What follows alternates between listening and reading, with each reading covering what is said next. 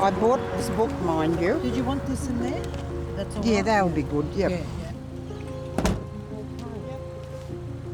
So we're going to the women's prison out at Stewart here because we are the Elders for Change, and we provide cultural and spiritual support for our women out at the prison. How often do you try to go? Our women go in there every week. Florence Onus is a Birragubba, Bidjara and Jungalingu woman from Townsville. She's taken us inside the Townsville Women's Correctional Centre, just on the outskirts of town. Around 200 women are held here.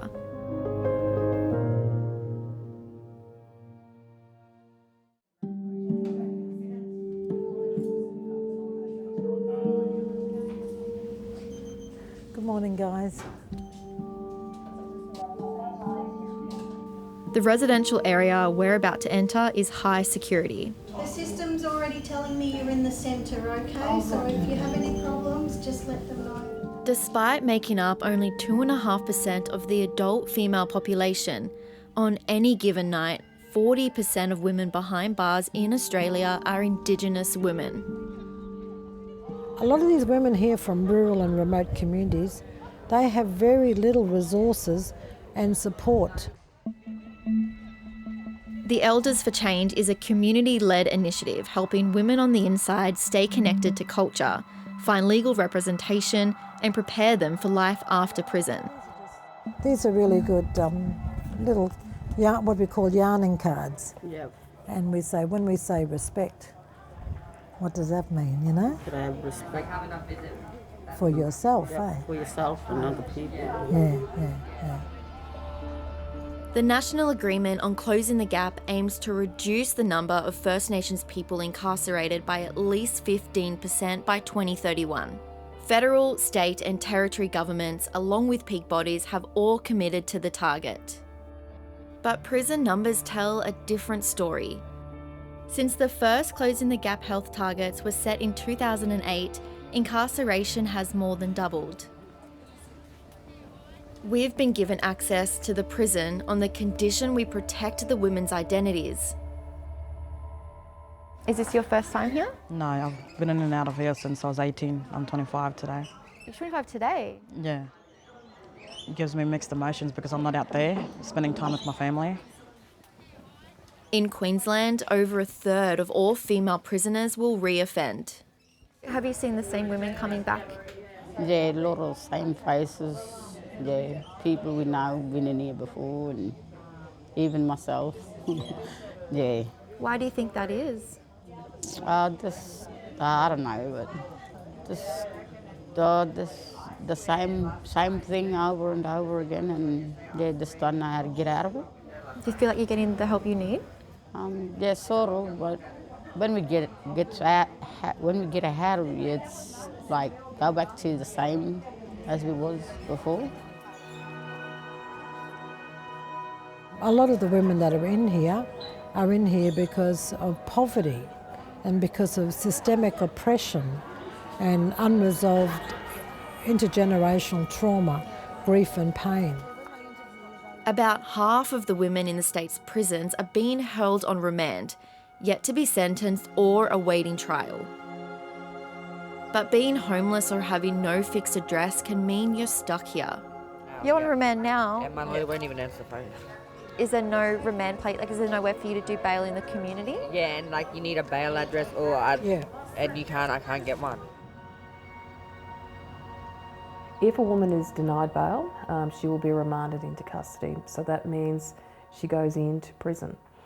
If she's pleading not guilty, she could be on remand for up to 12 months.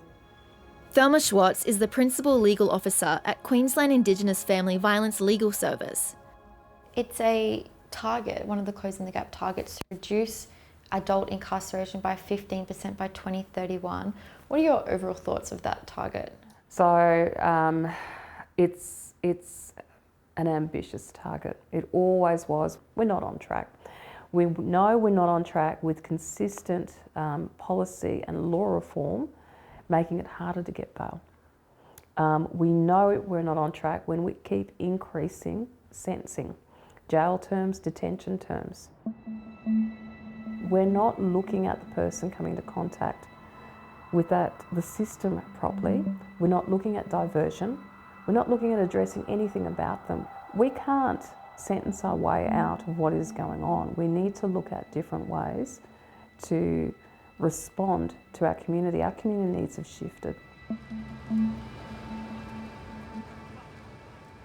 I slept on the streets with my mum, in the valley on the stairs, on a cardboard box.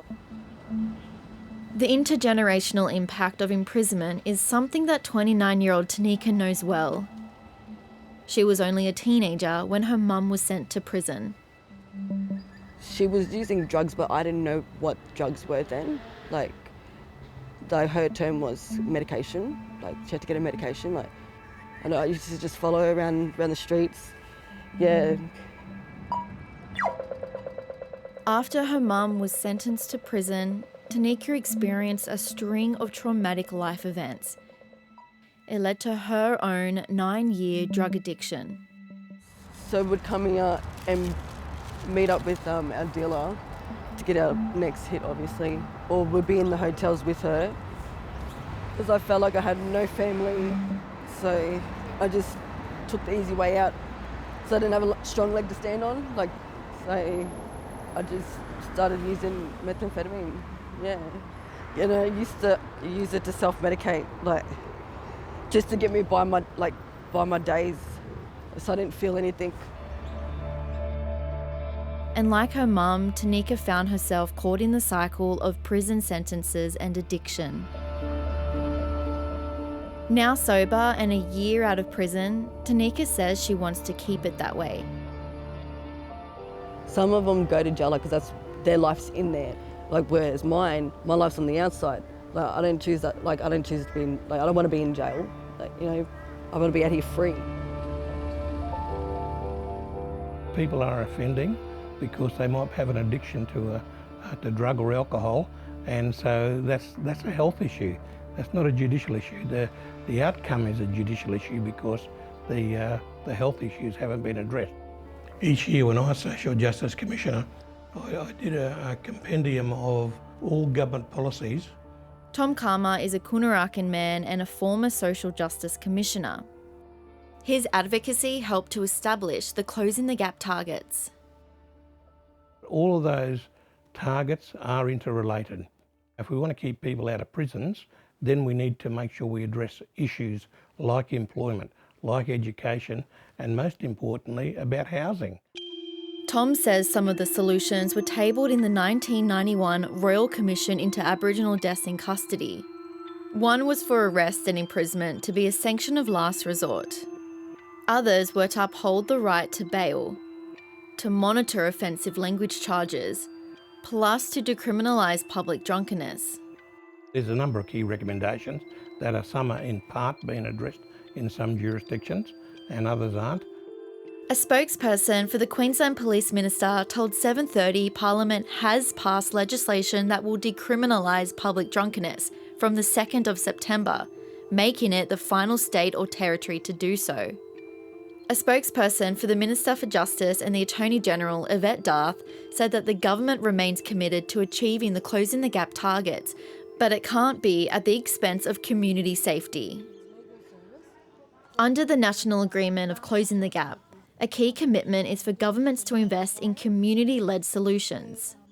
Every time we leave the prison, the women really appreciate us coming in and taking the time, because we do this voluntary. Some new girls coming today. Yeah. Elders for Change will soon receive funding as part of the federal government's Justice Reinvestment Program. But Florence still feels frustrated by the system. They talk about closing the gap. The gap is getting wider because no one's listening to us. It's very frustrating because while we're giving the support here, we're continually advocating to government about what the needs are in the community. And building more prisons and incarcerating more people is not the answer to resolve these issues.